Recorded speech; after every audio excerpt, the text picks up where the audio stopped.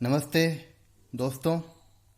आज हम class 12th economics की बुक जो है मैक्रो इकोनॉमिक्स, उसकी unit second money and banking यानी मुद्रा और बैंकिंग की स्टडी करेंगे। And it's first chapter is all about money, what is the meaning of money and it's evolution and money supply. Okay, और जो हम टोटल पढ़ाई करेंगे वो सिलेबस के अकॉर्डिंग करेंगे। जो चीज़ सिलेबस में उसको डिटेल से अध्ययन करेंगे, स्टडी करेंगे, और जो चीज़ सिलेबस में नहीं है वो भी बताएंगे, लेकिन उसको डिटेल से नहीं बताएंगे, उसको खाली आपको जनरल नॉलेज देने के बारे में पढ़ाएंगे। तो सबसे पहले आता है मनी, यानी मुद्रा या मनी क्या होती है, व्हाट इज मनी। ठीक है, तो एक सिंपल सी आप डेफिनेशन याद कर लो। Money can be anything which is generally accepted as a medium of exchange, यानी मनी या मुद्रा हर वो चीज हो सकती है जिसको मीडियम ऑफ एक्सचेंज के रूप में स्वीकार किया जाए, एक्सेप्ट किया जाए।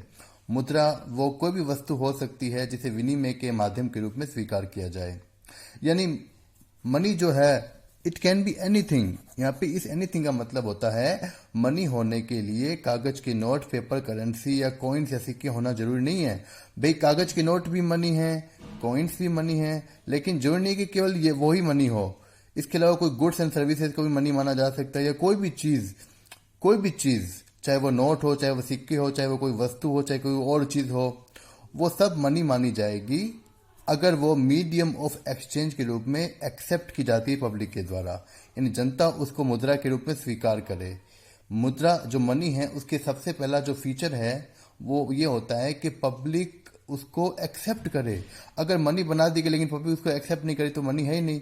यानी मनी का पहला फीचर होता है कि कोई भी ऐसी चीज जो मीडियम ऑफ एक्सचेंज के रूप में, विनिमय के माध्यम के रूप में स्वीकार की जाती जनता के द्वारा, वो मनी है।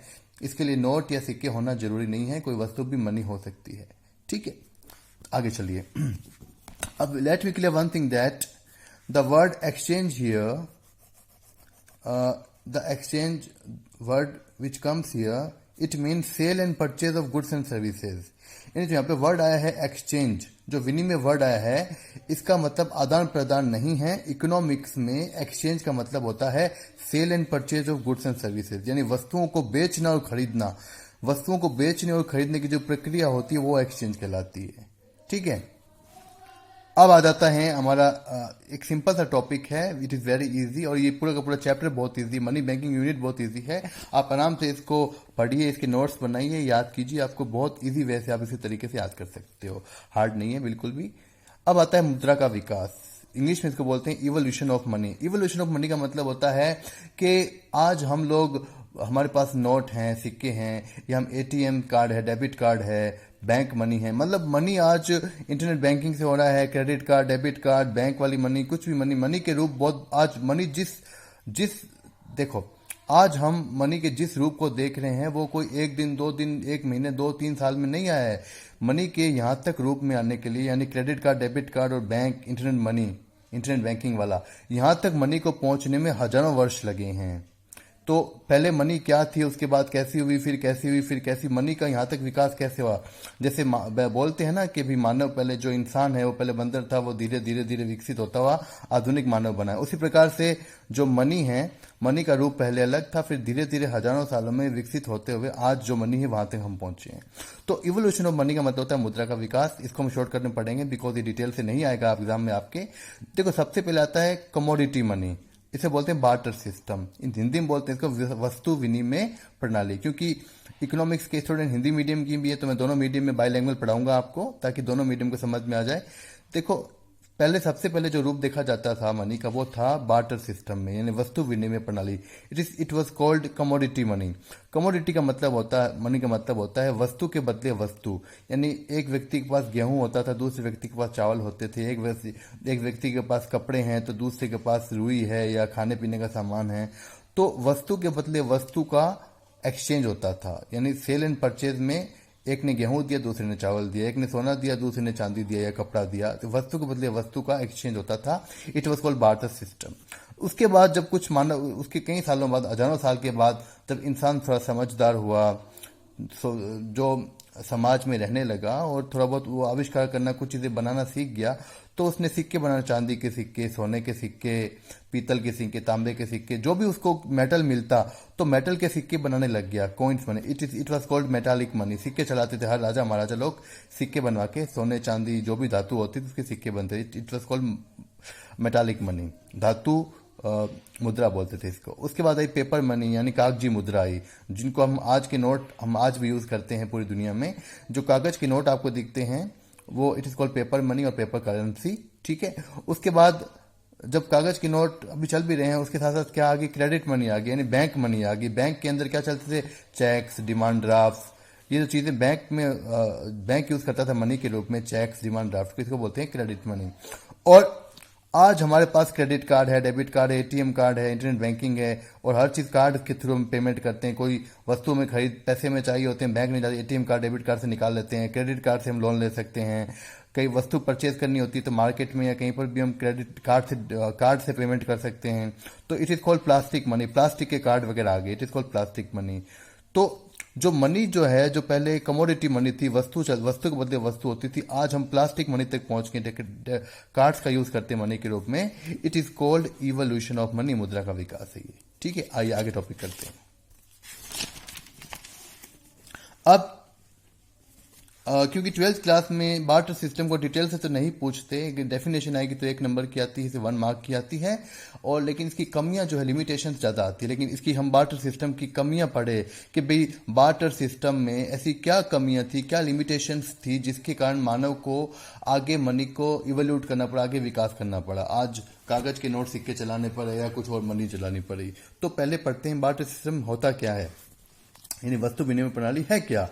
देखिए सिंपल सी डेफिनेशन है, आप नोट्स बनाते रहना। It refers to the exchange of goods for goods, यानी exchange of goods for goods, और exchange of commodity for commodity. यानी बार्टर सिस्टम मतलब होता है वस्तु के बदले वस्तु, यानी गुड्स फॉर गुड्स और कमोडिटी फॉर कमोडिटी। इसी सिस्टम को बोलते हैं बार्टर सिस्टम, यानी हिंदी में बोलते हैं इसको कि वस्तु के बदले वस्तु का जो आदान प्रदान होता है, जो बेचना खरीदना होता है, जिसमें सिर्फ वस्तुओं के बदले, गेहूं के बदले चावल, कपड़े के बदले सोना चांदी ये दिए जाते हैं, इसे बोलते हैं बार्टर सिस्टम।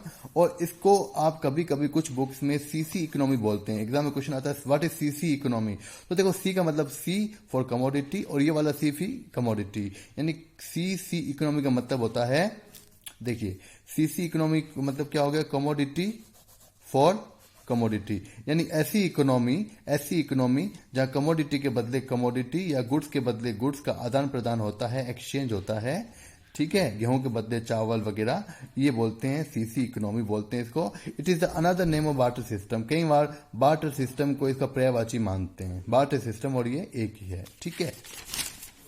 अब आइए आगे, अब हम उन लिमिटेशंस को बताते हैं जिनके कारण बार्टर सिस्टम का त्याग करना पड़ा, बार्टर सिस्टम को छोड़ना पड़ा और मनी का आगे विकास करना पड़ा।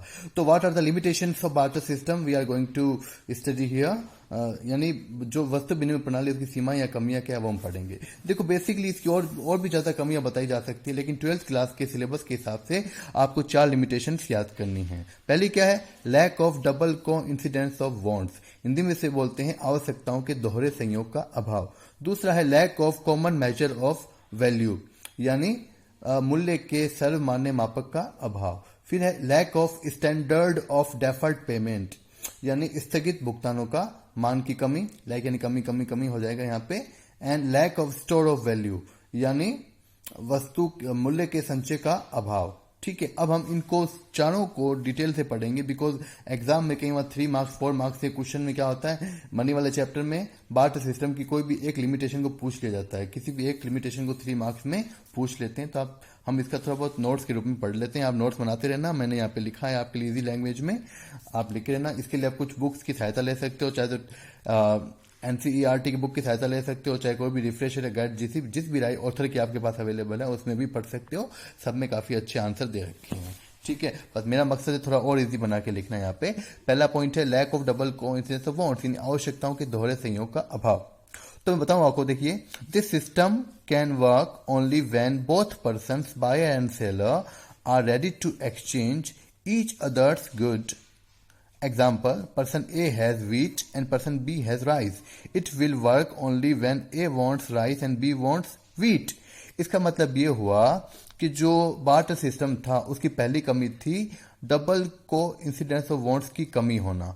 इसका मतलब ये हो गया कि बार्टर सिस्टम जो है ये तभी काम करता था जब मान लीजिए दो व्यक्ति हैं, एक के पास गेहूं है एक के पास चावल है, तो दोनों व्यक्ति जो मान लो ए व्यक्ति है वो बी व्यक्ति के पास वाला जो है वस्तु उसको लेना चाहता है और जो बी है वो ए की वस्तु लेना चाहता है, यानी दोनों व्यक्ति एक दूसरे की वस्तु को लेना चाहते हैं। एक के पास गेहूं है एक के पास चावल है, तो दूसरे वाले को चावल चाहिए इस वाले को गेहूं चाहिए, यानी दोनों व्यक्तियों को एक दूसरे की वस्तु की आवश्यकता हो। अगर मान लो एक के पास गेहूं है एक के पास चावल है, लेकिन जिसके पास गेहूं है व्हीट है, उसे चावल नहीं चाहिए, उसे कपड़ा चाहिए, उसे सोना चाहिए, तो फिर एक्सचेंज हो ही नहीं सकता, आपस में फिर लेन देन सेल एंड परचेज हो ही नहीं सकता। तो बार्टर सिस्टम में जो लेन देन है बाई एंड सेल जो है वो तभी हो सकता था जब दोनों व्यक्ति एक दूसरे की वस्तु को लेना चाहते हैं, यानी ए व्यक्ति को बी व्यक्ति की वस्तु चाहिए और बी व्यक्ति को ए वाले की वस्तु चाहिए, यानी एक के पास गेहूं है एक के पास चावल है, तो चावल वाला व्यक्ति जो वो गेहूं चाहेगा और गेहूं वाला व्यक्ति चावल चाहेगा। यानी this system can work only when both persons are ready to exchange each other goods. यहाँ पे ये देखो शुरू की 3 लाइन बहुत महत्वपूर्ण है। इन ये सिस्टम तभी काम करेगा, barter system will work only if both the persons are ready to exchange each other goods, यानी दोनों व्यक्ति एक दूसरे की वस्तु जब लेना चाहेंगे तभी बार्टर सिस्टम काम करेगा, नहीं तो काम नहीं करेगा। अगर एक व्यक्ति को तो दूसरे की वस्तु चाहिए लेकिन दूसरे को उसकी वस्तु नहीं चाहिए तो वो काम फिर बाय सेल करेंगे ही नहीं। ठीक है, अब आते हैं दूसरे पॉइंट के ऊपर, और हमारा जो दूसरा पॉइंट है वो है आपका lack of common measure of value, यानी मूल्य के सर्वमान्य मापक का अभाव। देखिए इसको पढ़ के बताता हूं पहले मैं आपको ताकि आप नोट भी कर सको। In barter system there was not any measurement of value of goods, which means it was not fix that how much quantity of rice will be exchange for 1 kg of wheat, so there were chances that one party suffers. इसका मतलब ये हुआ कि जब जो barter system था, जब वस्तु के बदले वस्तु गुड्स के बदले गुड्स जो दी जाती थी बार्टर सिस्टम में, उसमें कोई कॉमन मेजर नहीं था of value, common measure of value नहीं था। कॉमन मेजर ऑफ वैल्यू का मतलब होता है कि जैसे मैं एग्जांपल देता हूं कि मान लो आपको 1 किलो आपको एक के पास गेहूं है एक के पास चावल है, तो ये फिक्स नहीं था कि 1 किलो गेहूं के बदले में 1 kg व्हीट के बदले में चावल कितना मिलेगा, मतलब चावल आधा किलो मिलेगा, 1 kg मिलेगा, 2 kg मिलेगा, फिक्स नहीं था। मतलब अगर कोई व्यक्ति व्हीट दे रहा है, गेहूं दे रहा है, तो कोई बोलता था मैं तुझे आधा किलो चावल दूंगा, कोई बोलता मैं तुझे 1 किलो चावल दूंगा, यानी किसी भी वस्तु की वैल्यू जो है वो मेजर नहीं थी। मतलब एक वस्तु के बदले में दूसरी वस्तु की कितनी क्वांटिटी देना है ये फिक्स नहीं था। ठीक है, जैसे ये फिक्स नहीं था कि 1 किलो गेहूं के बदले में कितना केजी या कितनी चावल मिलेगा, या 1 मीटर कपड़े के बदले में कितना दूसरी वस्तु मिलेगी, ये फिक्स नहीं था। जैसे आज एट प्रेजेंट तो क्या होता है कि हर चीज की वैल्यू फिक्स होती है। जैसे ये टेबल 500 रुपए की है, ये कुर्सी 1000 रुपए की है, ये पेन 10 रुपए का है, ठीक है, ये मोबाइल 15,000 रुपए का है, तो हर चीज की वैल्यू प्राइस फिक्स होती है मनी के टर्म में। ठीक है, लेकिन बार्टर सिस्टम में जब गुड्स के बदले गुड्स को खरीदा और बेचा जाता था तो ये फिक्स नहीं होता था कि एक वस्तु की किसी क्वांटिटी के बदले में दूसरी वस्तु की कितनी क्वांटिटी मिलेगी। It was not fixed.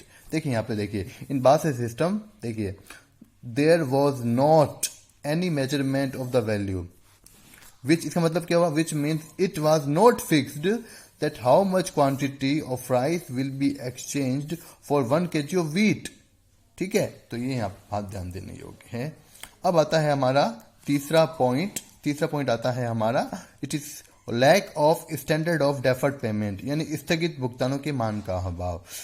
सबसे पहले हमें यह पता होना चाहिए what is the meaning of deferred payment. Deferred payment या स्थगित भुगतान होता क्या है। देखिए मैंने लिखा है यहाँ पे deferred payments are those payment which are to be made in the near future, यानी डेफर्ड पेमेंट या स्थगित भुगतान ऐसे पेमेंट होते हैं जो आप फ्यूचर में करोगे, यानी किसी भी चीज़ का पेमेंट जो है आप फ्यूचर में करोगे। जैसे किसी से लोन लिया, बोरो किया पैसा आपने, तो आप फ्यूचर में चुकाओगे। किसी से वस्तु उधार ली है दुकान वाले से, आप फ्यूचर में पेमेंट करोगे।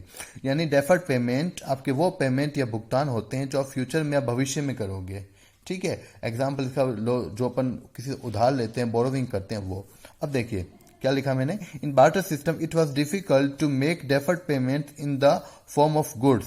यानी बार्टर सिस्टम में क्या था, वस्तु के बदले गुड्स के बदले गुड्स दी जाती थी, तो डिफिकल्टी आती थी डेफर्ड पेमेंट करने में। डेफर्ड पेमेंट मतलब मैंने आगे लिखा है, इसके बारे में देखिए क्या है आगे, देखिए यहाँ पे आप।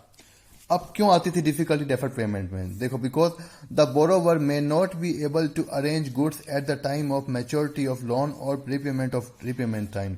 यानी मान लो किसी ने बोरो किया है, वस्तु बोरो की है, गेहूं उधार लिया, 1 बोरी गेहूं या 2 बोरी उधार लिया गेहूं, और उसे बोला तुझे 1 महीने बाद चुकाना है, वापस देना है, या 2 महीने बाद चुकाना है। तो हो सकता था जब रीपेमेंट का टाइम आता था, तो हो सकता है जो बोरोवर है, जिसने उधार ली है वस्तु, वो जब उधार देने का वक्त, वापस चुकाने का वक्त आएगा, रीपेमेंट का वक्त आएगा, तो वो अरेंज नहीं कर पाएगा, मान लीजिए नॉट एबल टू अरेंज। दूसरा, conflict between lander and borrower regarding quantity of goods. यानी अगर गुड्स उधार ली जाती है, गेहूं चावल किसी से उधार लिया जाता था कि भाई हम फ्यूचर में वापस लौटा देंगे आपको, तो हो सकता है कि लैंडर और बोरोवर, ने उधार देने वाला और उधार लेने वाले के बीच लड़ाई भी हो जाए कि भाई मैंने तुझे 1 बोरी गेहूं दिया था, इसके बदले में तू मुझे 1.5 बोरी देगा या 2 बोरी वापस देगा, या दूसरी वस्तु कितनी देगा, यानी कितनी क्वांटिटी वापस चुकानी है, इसके बदले में लैंडर और बोरोवर में कन्फ्लिक्ट हो सकता था, यानी झगड़ा हो सकता था। फिर देखिए, change in the value of goods at the time of repayment. देखो, आप सभी जानते हो जैसे जैसे वक्त बीतता है तो किसी चीज़ की वैल्यू कम हो जाती है। जैसे मैं एग्जांपल देता हूँ आपको, जैसे आज से 10 साल पहले मान लीजिए 1 रुपये में कितनी 4 टॉफ़ी आती थी, अभी उसी 1 रुपये में 1 टॉफ़ी आती है, तो 1 रुपये की वैल्यू कम होगी। उसी प्रकार से समय बीतने के साथ साथ गुड्स की वैल्यू भी कम हो जाती है। तो अगर वस्तु की रीपेमेंट के टाइम, जब पैसा वापस चुकाना है या वस्तु वापस, जो गुड है वापस चुकानी है, तो रीपेमेंट के टाइम गुड्स की वैल्यू अगर कम हो जाए, ठीक है, तो उसमें भी प्रॉब्लम आती थी। अब आ जाइए आगे, चौथा पॉइंट है lack of store of value, मूल्य के संचय का अभाव। देखो, बार्टर सिस्टम की एक कमी ये भी थी, in barter system there were some problems to store of value और wealth for future in the form of goods, because some goods are perishable and they occupies more space. इसका मतलब ये हुआ, बार्टर सिस्टम में जो value of goods, store of value है, वो मुश्किल होता था। यानी वस्तुओं का संचय करना, वस्तुओं को स्टोर करना, गुड्स को स्टोर करना, इकट्ठा करना मुश्किल होता था। क्यों होता था? जैसे एट प्रेजेंट में तो मनी को, जो हमारे पास नोट सिक्के होते हैं, उनको बैंक में जमा करा सकते हैं, घर में स्टोर कर सकते हैं, तो कोई दिक्कत नहीं आती है। बहुत एक लाखों रुपए इकट्ठे कर सकते हैं अपन जेब में या अपन लॉकर्स में, बैंक वगैरह में। लेकिन जब बार्टर सिस्टम था, तो मान लो गुड्स को इकट्ठा करना होता था, स्टोर करना होता था। एक तो जब गुड्स को इकट्ठा किया जाता है तो वो ज़्यादा स्पेस ऑक्यूपाई करता है। यानी अगर आपको मैं कहूँ कि 2-3 लाख रुपए का फर्नीचर अपने कमरे में रखो, तो पूरा कमरा फर्नीचर से भर जाएगा। यानी दे ऑक्यूपाई मोर स्पेस, गुड्स को इकट्ठा करने में वे ज़्यादा स्थान घेरती है, ठीक है। और कुछ वस्तुएं तो पेरिशेबल होती हैं, जल्दी खराब हो जाती है, जैसे दूध है, फल है, सब्जियां हैं, ये जल्दी खराब हो जाती, जल्दी पेरिशेबल हो जाती हैं, तो उनको ज़्यादा समय तक स्टोर नहीं किया जा सकता। यानी बार्टर सिस्टम में गुड्स को स्टोर करने में प्रॉब्लम आती थी, जो एट प्रेजेंट मनी को स्टोर करने में नहीं आती है। आगे चलते हैं। अब एक टॉपिक है फंक्शंस ऑफ मनी, यानी मुद्रा के, इसे क्या बोलते हैं हिंदी में? मुद्रा के कार्य। मुद्रा के कार्य। देखो, 2 साल हो गए फंक्शंस ऑफ मनी को 12th क्लास CBSE के सिलेबस से हटा दिया गया है, तो हम इन फंक्शंस को डिटेल से नहीं पढ़ेंगे। हम आपको केवल इंट्रोडक्शन देंगे, हम इनके नोट कर लीजिए, और जैसे जैसे मुझे टाइम मिलेगा तो मैं अलग से इन जो फंक्शंस हैं इनके अलग से वीडियो बना के डालूंगा, आप उसको जरूर देख लेना ताकि आपके काम आएंगे। अब इसमें क्या होता है, देखिए, मनी के फंक्शंस ऑफ मनी को 2 भागों में बांट सकते हैं। एक तो प्राइमरी फंक्शंस होते हैं इसमें, दूसरा सेकेंडरी फंक्शन होता है, यानी प्राथमिक कार्य और द्वितीयक कार्य, ठीक है। अब इसका जो प्राइमरी फंक्शंस में 2 आते हैं, एक तो मीडियम ऑफ एक्सचेंज आता है, यानी विनिमय का माध्यम, दूसरा मेजर ऑफ वैल्यू, यानी मूल्य का मापक, और उसी प्रकार से सेकेंडरी फंक्शंस में भी दो फंक्शंस आते हैं, स्टैंडर्ड ऑफ डेफर्ड पेमेंट और स्टोर ऑफ वैल्यू। कहने को तो अगर आप जो बार्टर सिस्टम की कमी आती है उनको फंक्शंस मान सकते हो, ठीक है, नोट करते रहिएगा आप। अब आता है मनी सप्लाई, यानी इसको हिंदी में क्या बोलते हैं, मुद्रा की पूर्ति।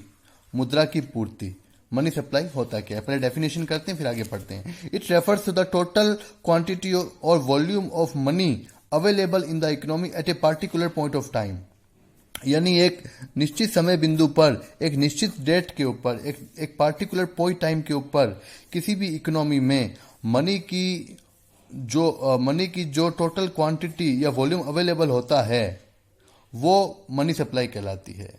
यानी it is the total quantity और total volume of money available in the economy at a particular point of time, यानी एक पार्टिकुलर पॉइंट ऑफ टाइम या फिक्स डेट के ऊपर, किसी निश्चित समय बिंदु के ऊपर किसी भी इकोनॉमी में या देश में जो मनी की, मुद्रा की जो टोटल क्वांटिटी या टोटल वॉल्यूम अवेलेबल होता है वो, जैसे मैं ये बोलूं कि आज की डेट में इंडिया के पास 10 करोड़ रुपए हैं, तो कहने मतलब एक फिक्स डेट के ऊपर किसी कंट्री के अंदर मनी की टोटल क्वांटिटी कितनी है उसे बोलते हैं मनी सप्लाई, ठीक है। अब देखिए एक बात, इस जो मनी सप्लाई क्या है, ये it is a stock variable. आपने पिछले चैप्टर में पढ़ा था, स्टॉक और फ्लो पढ़ा था, तो जो क्योंकि इसकी ऊपर मेजर किस पे कर रहे हैं, पार्टिकुलर पॉइंट ऑफ टाइम, जब भी पॉइंट ऑफ टाइम पे मेजर करेंगे तो क्या हो जाएगा, वो स्टॉक होता है, स्टॉक वेरिएबल है ये, ठीक है। आगे देखिए, अब है एक क्वेश्चन आता है कंपोनेंट ऑफ मनी सप्लाई। अब मनी सप्लाई के कंपोनेंट क्या क्या, कंपोनेंट ऑफ मनी सप्लाई का मतलब होता है मुद्रा पूर्ति के घटक, हिंदी में क्या बोलते हैं इसको, मुद्रा पूर्ति के घटक या तत्व। इसका मतलब होता है कि किन किन से मिलके मनी सप्लाई में क्या क्या आता है, किन किन को जोड़ने तो मनी सप्लाई बन जाती है। यानी मनी सप्लाई में कंपोनेंट का मतलब होता है कि मनी सप्लाई में आता क्या क्या, किन किन चीजों को मनी सप्लाई में जोड़ेंगे। नंबर 1, इसके फॉर्मूला याद रख लो, C plus DD plus OD, यानी C का मतलब क्या हो गया यहाँ पे, currency held by the public in the forms of notes and coins, यानी जनता के पास जो नोट और सिक्के होते हैं, जो करेंसी होती है वो, प्लस करेंगे इसमें DD यानी demand deposit of commercial bank, यानी वाणिज्य बैंक या कमर्शियल बैंकों के पास जो डिमांड डिपॉजिट है, मांग जमा है, वो आगे मैं बताऊंगा आपको डिमांड डिपॉजिट क्या होती है, वो आगे बताऊंगा बाद में, प्लस OD यानी अदर डिपॉजिट्स ऑफ RBI। इन तीनों को जोड़ देंगे तो क्या बन जाएंगे, हमारी मनी सप्लाई बन जाएगी, यानी ये कंपोनेंट कहलाते हैं इन तीनों को मिला के। आप इनको डिटेल से भी लिख सकते हो, लेकिन इतना सफिशियंट होता है। आगे देखिए, अब यहाँ पे आता है हमारा, ज़्यादा इंपॉर्टेंट नहीं है लेकिन कई बार ये भी पूछा जाता है, measurement of money supply. Bharat में किन किन मेजर्स का अपन यूज करते हैं मनी सप्लाई के अंदर। देखिए 4 घटक है इसके, मुद्रा पूर्ति घटक बोलते हैं इनको। ये क्या क्या है, M1, M2, M3, M4। Exam में इनका एक क्वेश्चन आ सकता है कि भाई M1 किसे कहते हैं, M2 किसे कहते हैं, तो आप इसके खाली फॉर्मूले याद कर लो तो भी सफिशियंट है। अब क्या है ये, M1 का मतलब प्लस DD प्लस OD, ये जो पिछले बताया मैंने आपको, currency held by the public, demand deposit of commercial bank और अदर डिपॉजिट्स ऑफ RBI, यानी जो इन तीनों को जोड़ देंगे तो क्या आ जाता है, हमारा M1 आ जाता है। इसे ट्रांजैक्शन मनी बोलते हैं और ये सबसे ज्यादा लिक्विड होती है। लिक्विड का मतलब इसको कैश में, या तो ये कैश होती है, लिक्विड यानी कैश, लिक्विड यानी कैश, या तो ये कैश के रूप में होती है या इसको कैश के रूप में बदलना बहुत ईजी होता है, यानी लिक्विड या होती है या तो लिक्विड में बदलना ईजी होता है, ट्रांजैक्शन मनी बोलते हैं इसको। M2 का फॉर्मूला देखिए, M2 में का मतलब क्या होता है, अगर आप M1 में यानी इसमें, M1 यानी इसमें अगर आप M1 में जोड़ दोगे plus savings in post office bank, post office की जो सेविंग्स बचते हैं उनको, सेविंग्स अकाउंट है उसको जोड़ दोगे M1 के अंदर, यानी C plus DD plus OD में अगर आप इसको जोड़ दोगे सेविंग्स ऑफ पोस्ट ऑफिस को, तो ये M2 बन जाता है। M3 देखिए, M3 में क्या होगा, M1 में आपको ये नहीं जोड़ना है, M1 में आपको जो क्या जोड़ना है, नेट टाइम डिपॉजिट जोड़ दीजिए, टाइम डिपॉजिट्स ऑफ बैंक, जो कमर्शियल बैंक है उनके टाइम डिपॉजिट्स, डिमांड डिपॉजिट और टाइम डिपॉजिट अलग अलग होते हैं, मैं अपने अगले वीडियो में बताऊंगा आपको। तो इसमें टाइम डिपॉजिट यानी जो फिक्स डिपॉजिट होती है वो दो जोड़ दोगे तो M3 बन जाता है। और M4 का फॉर्मूला क्या होता है, M3 plus total deposits of post office bank. तो ज़्यादा डिटेल्स इनका पेपर में क्वेश्चन नहीं आएगा 12th क्लास में, तो आप तो खाली इन चारों के जो फॉर्मूले में हैं वो अच्छे से याद कर लीजिएगा, which will be sufficient for the examination purpose of 12th class. और आगे जो डिटेल है कुछ चीज़ें, जैसे यहाँ पे टाइम डिपॉजिट वर्ड आया है, डिमांड डिपॉजिट वर्ड आया है, और कुछ चीज़ें हैं नेक्स्ट वीडियो में लाने की कोशिश करूंगा। और कोई भी आपके क्वेश्चन हो, कोई क्वेरी हो, तो आप मेरे वीडियो पे कमेंट कर सकते हो या मुझे व्हाट्सएप मैसेज पे भेज सकते हो। Thank you so much.